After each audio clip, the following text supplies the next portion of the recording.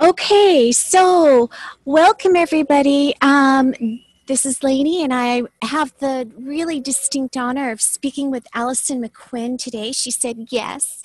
Allison is one of my personal friends and heroes, and I'm going to give her just a moment to introduce herself.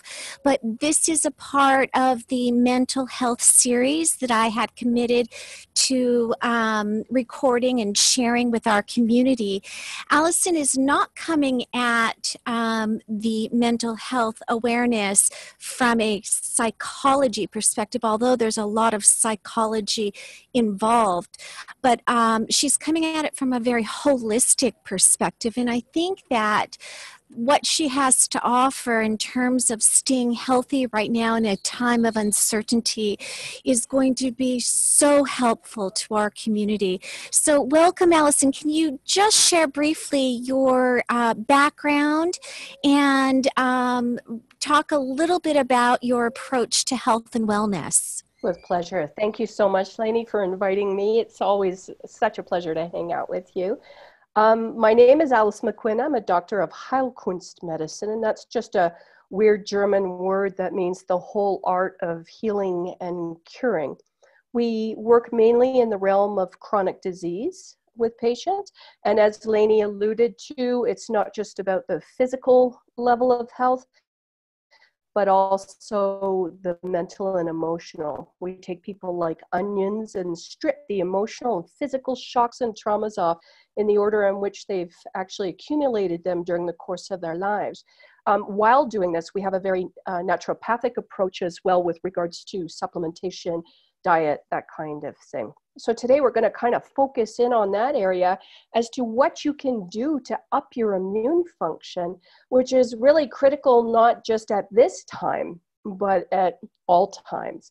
So anything that I'm going to say today is something that I would share with patients. We have a blog right on arcanum.ca that is about upping your immune function. Those are my speaking notes for today.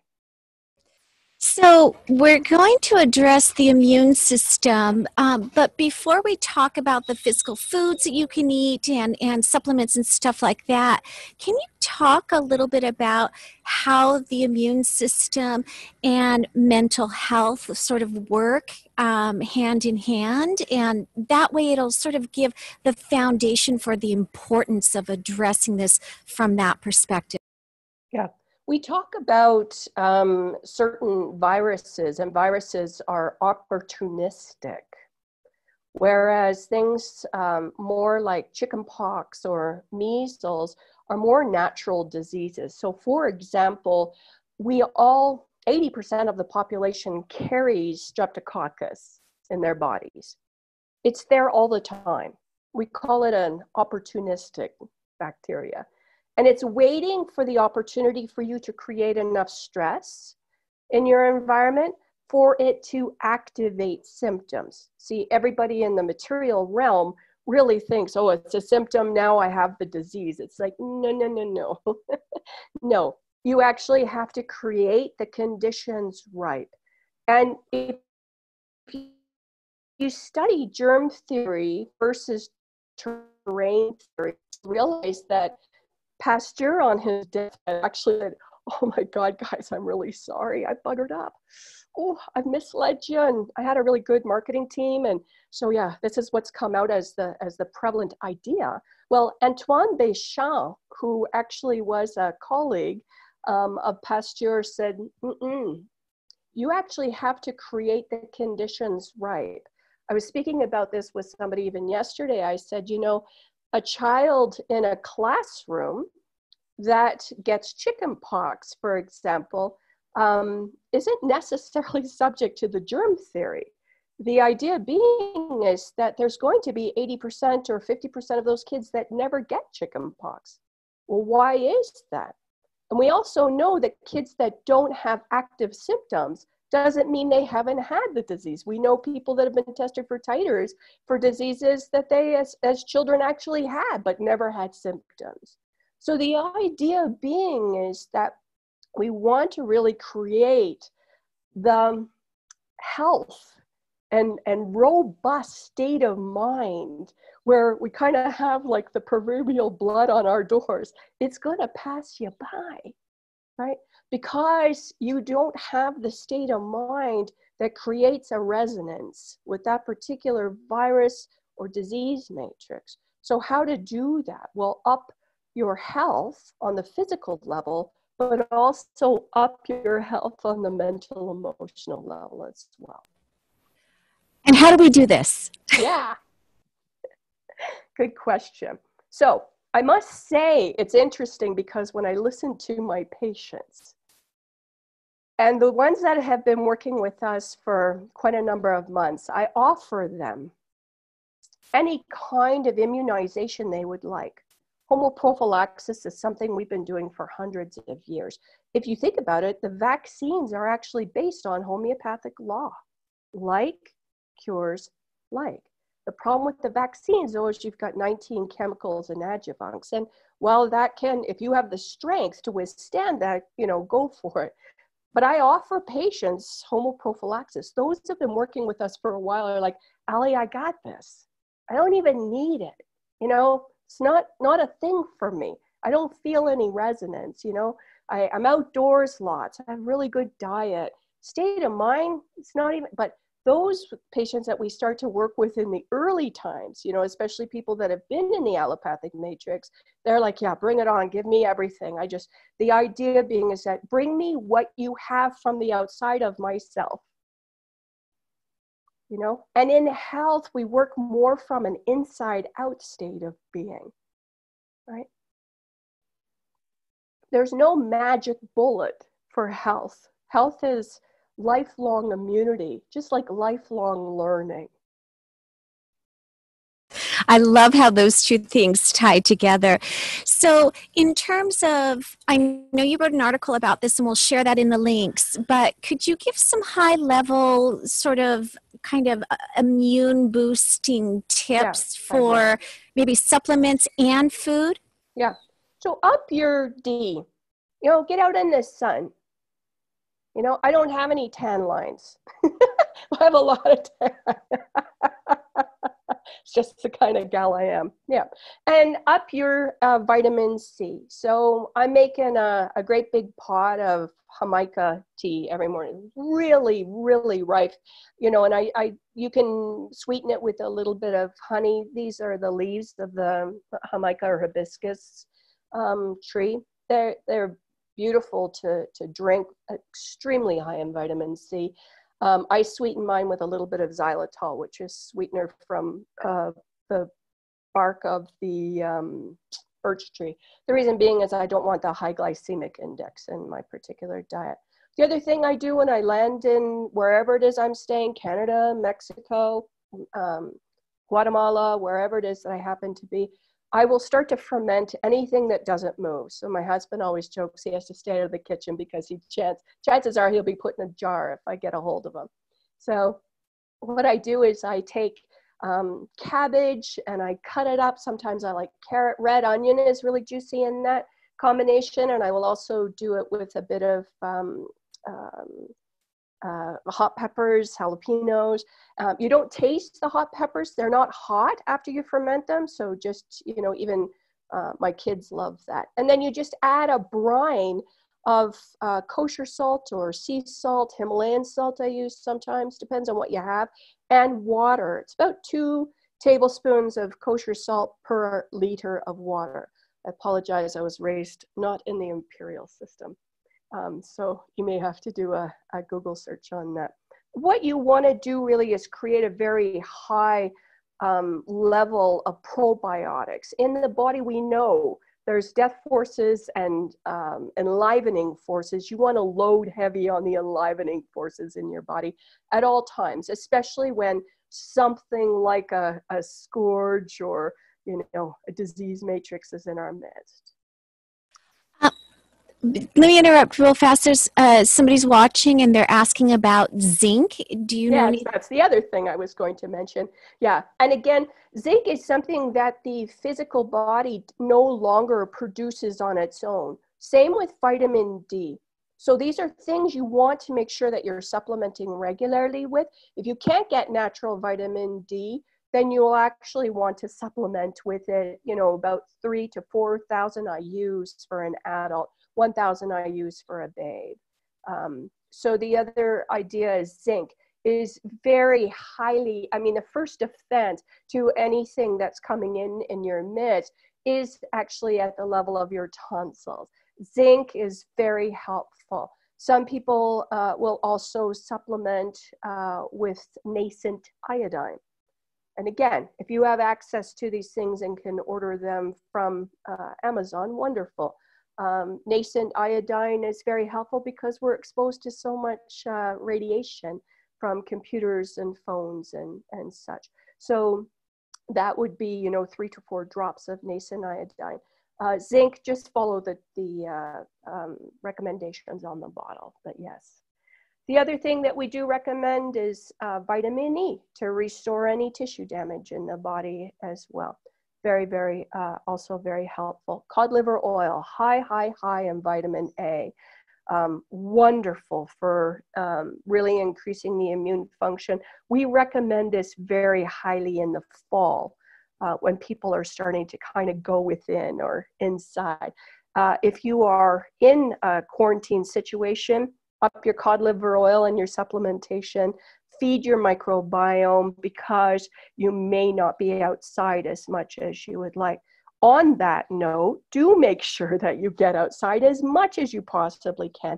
I was on a hike with 5 people yesterday and we practiced social distancing. We were all approximately 6 feet away from each other, but we had an amazing hike up into the mountains. I can't even tell you what that did, you know, for my state of mind.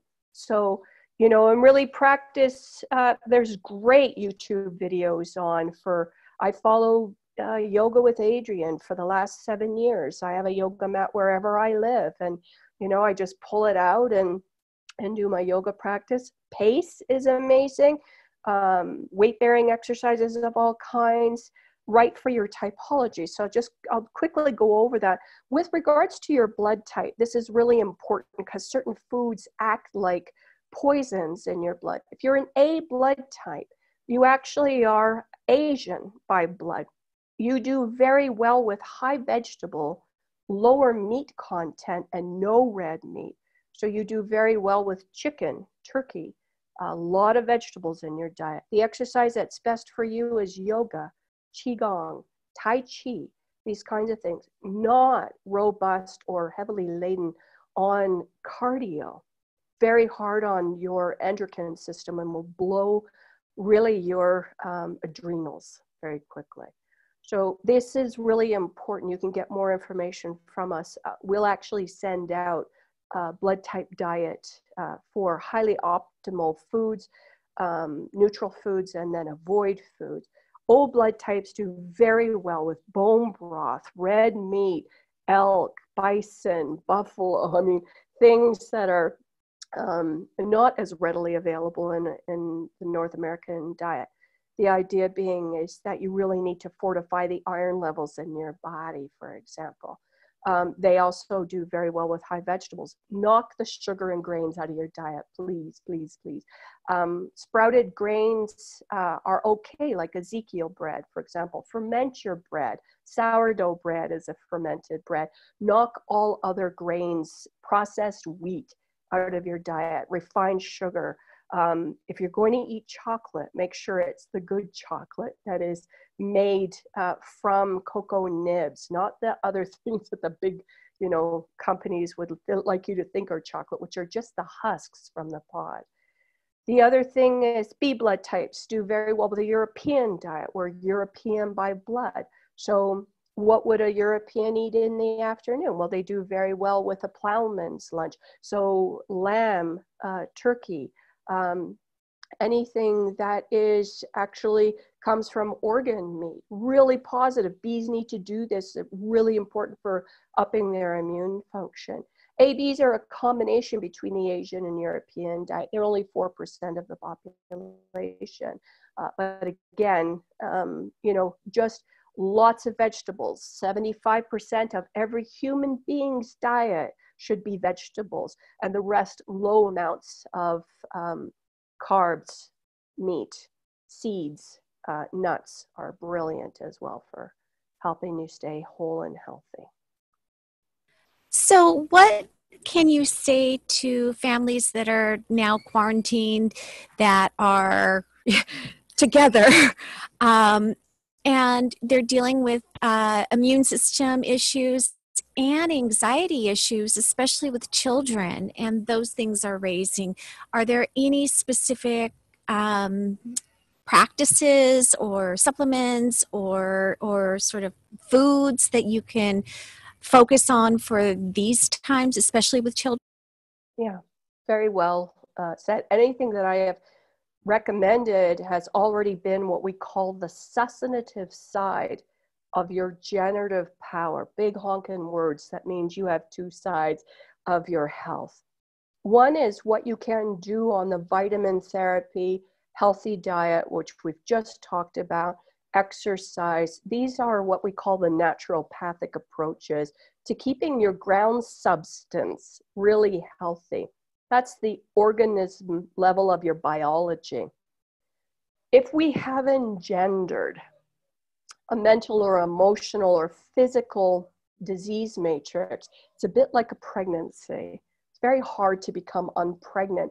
And no matter how much vitamin C you take, you're still going to be pregnant, right? It's a truth. We just know this, instinctually. That's where we kind of come in as Halkins physicians, is to help people that are really struggling on that level. And we're booked about 4 to 6 weeks out for this very reason, is because people are having, a real hard time. They're really struggling. A lot of what happens in times of stress is a lot of our childhood issues come up, and for me, I know this. My mother committed suicide when I was 8 years old. My father died of a heart attack when I was 17. I was the most frightened person on this earth from my teens, to my 30s. Before I found the system of medicine, you probably wouldn't recognize me. I had chronic fatigue, fibromyalgia, Jillian Epstein-Barr virus, in bed 5 days a week every month, horrible menstrual issues, covered in psoriasis all over my scalp. So I was one of the sickest people I know. I know what it feels like now to be 57 years of age and the healthiest I've ever been. Like, I run the hills. Yesterday I did, I think it was 12 miles, and I don't even think about it, hiking, because I've had to work to buy back my physical and mental emotional health. That's really what I do, is I help people find that for themselves through Heilkun's principles, which are homeopathic. So just sort of reiterate what you're saying. You're saying emotional trauma can be stored in the body and affects the body. And for those of us that are dealing with or have dealt with or will be dealing with our childhood traumas, that's a long-term sort of a path to healing. What about right now, not creating more trauma for ourselves and for our children? Can you give your thoughts on that and how to move through this fear and isolation in a very healthy way?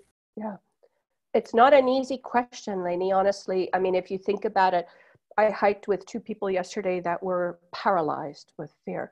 I mean, covering themselves constantly, and not just the masks, but also the lots of sunscreen, suffering allergies and such. It's a bit like if you think about a herd, a herd of lions. The lionesses go out at night, and what they're looking for in the antelope herd is kind of the weakest link, the link that is most terrified, that's in, fight flight. The idea being is that if that weakest link, because of the state of mind, because of age, because of feeling paralyzed with fear, actually knocks the immune function down considerably, more than you might even realize, that people feel prey or have unresolved anger, that's a state of victimization, right? And over time, that causes us to be a weaker link. I know, because I suffered that in a way where I really thought that it was just a matter of time before I would be, exiting this earth plane. So the idea being is that, yes, you can build your immune function on the physical level. Absolutely. But it's interesting because when we've done live blood analysis with certain people, we have found that the terror of childhood is still there. When you take away the vitamin therapy, they're actually quite weak. Their iron levels cannot be maintained. Iron being inner light metabolism. If you strike an anvil, it sparks, it creates light. Well, your job as a human being is to metabolize light, right? But if your light has dimmed because of fear or bad regimen over, the past 5, 10, or 15, 20 years, you're right. It's not a quick fix. Saying, oh, my state of mind is really positive, as best I can, meditating, yes. But if I have a shadow side that's unexhumed, I'm going to be a weaker link in my herd. It just is what it is. Yeah, I wish it were different, but after 25 years of buying back my own health and doing this for hundreds of or thousands of patients around the world, internationally, it's hard to change your state of From one of the We Are World Schoolers who are watching now, there's a comment, a question. It's from Sarah. She writes, I suspect that these times of quiet and going inward, if we open ourselves up to this, we will see many people revisit childhood trauma. And she says, I wonder, though, if they might not recognize it if they're not used to a slower, quieter life. What can be done to help those people? Yes. Well, and that's a great question. We've written blog articles on busyness as your drug of choice. People have used it, even in the health field, as their drug of choice, because it actually, if we're busy, we have the illusion, and especially the intellect loves busyness. It thinks, oh, as long as I'm productive and ticking things off the list, then I'm doing great, right? But and that's a measure, again, from the outside in. So I love this question. Busyness is a measurement from the outside in of my productivity, right? That I am being a viable human. The thing is that in utter stillness, with just breath in my lungs, thoughts in my mind, do I know that my value is even greater in those moments than ticking shit off a list? I mean, seriously. Yep. And so it's going to scare the living daylights out of a lot of people to suddenly go within. I've meditated for 45 years since I was a competitive swimmer as a kid. I wouldn't choose to live without that, really in my life, because it's going to come as a shock to many people who suddenly are at home with their kids. There's going to be a lot of volatility. I mean, it's hilarious. My husband sent me a meme this morning. He said 2 weeks after quarantine, Ethel is knitting a new thing for her husband. It's a noose. And so, yes, it can get very spicy when all of a sudden you're with your kids 24/7 and with yourself 24/7 or with your spouse. The idea being is that get a punching bag. I always say, express your anger in a healthy way, not on your beloved people.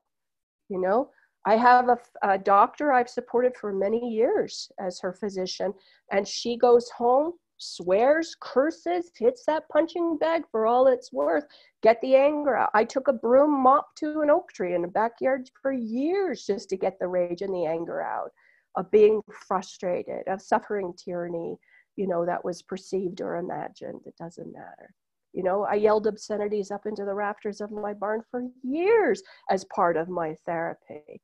Really important. Express it, get it out, but not on your beloved family.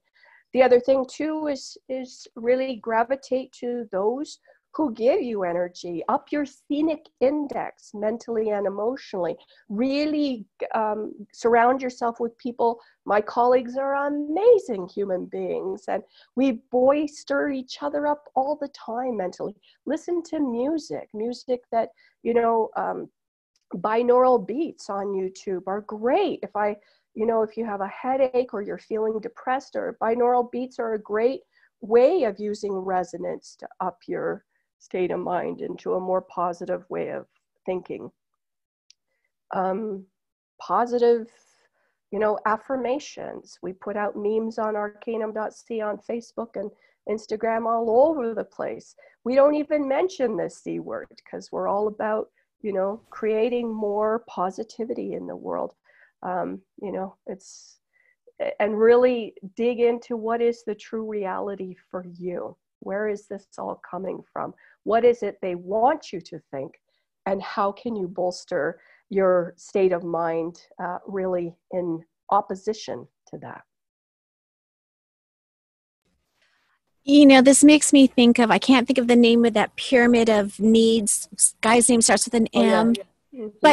But he places love and belonging on the same level. And to me, that's so powerful because it reminds me that the connectedness with one another. And if right now during isolation, the only way we can remain connected in all of our craziness and our processing and all of that, we stay connected through community. That to me is the one saving grace that we can look at. Do you have any thoughts about other sort of strategies that we can do right now today? I think the lovely thing too that you just mentioned, that my husband and I were both doing PhDs. We ran a farm of 36 animals. We ran a camp on the farm for unschoolers and Waldorf kids and self-educated kids at home. And it was tough. Like, Lainey, I got to tell you, there were times financially I was just like, oh boy, are we going to be able to put anything into the crock pot this week? Like, it was scary at times. And it was really important for me not to transfer that onto my babes, or to create a rift with my husband. It was really important to me that we cultivate a love relationship, nurturance, intimacy, touch, really, really important. My kids and I had this thing that we always did. We'd light beeswax candles, and I'd say 10 minutes we're in the big bed. And big bed was the code for, that's where we would all get to cuddle. Everybody got to bring their own books, including me. I would bring something and read a passage from it that meant a lot to me, or something I had discovered that week or that day. Kids always brought the same books over and over again, and that is what they loved and what they wanted, is that sense of rhythm. And that's really important. Like, as physicians formerly of 3 Waldorf schools in Canada, rhythm is really important.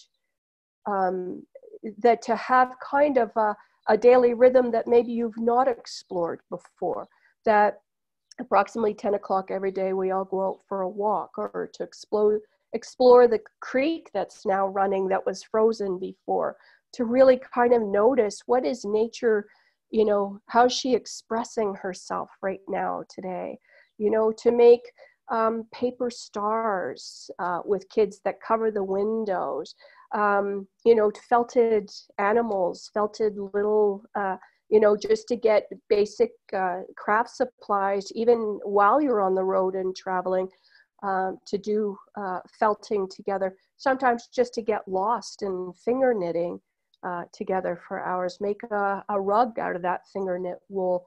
These are the things that children really love to engage with. What are you doing?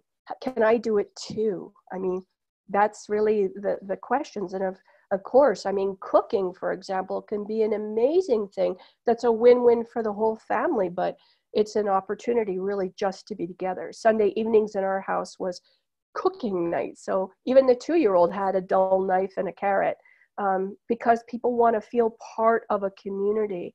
where this is all going, as we know, is there's going to be a huge ascension around 2035.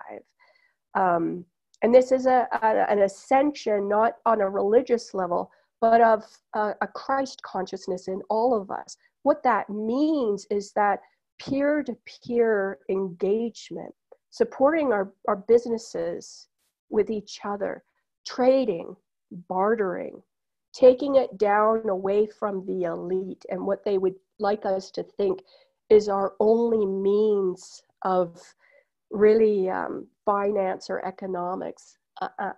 This is a grand opportunity that we're all extremely excited about, because we're going to come back down to the essence of our grassroots communication and love for humanity and each other. And this is the opportunity really to start to create this web now. And world schoolers are amazing at this. Amazing. I mean, they trade their homes, they trade resources, they trade already on the basis of business. I mean, it's amazing, amazing. So you are starting a very small ripple in a very large pond that is going to change the whole of really relational meaning to each other out of love.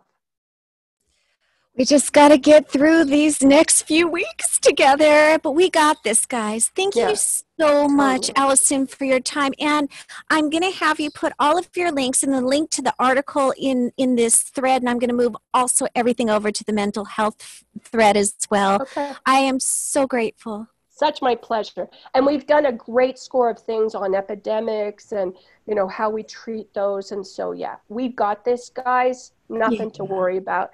Thumbs up on all levels. Mm-hmm. Thank you, darling. Much love to you up in northern Mexico. Mexico, yeah. You in southern, babe.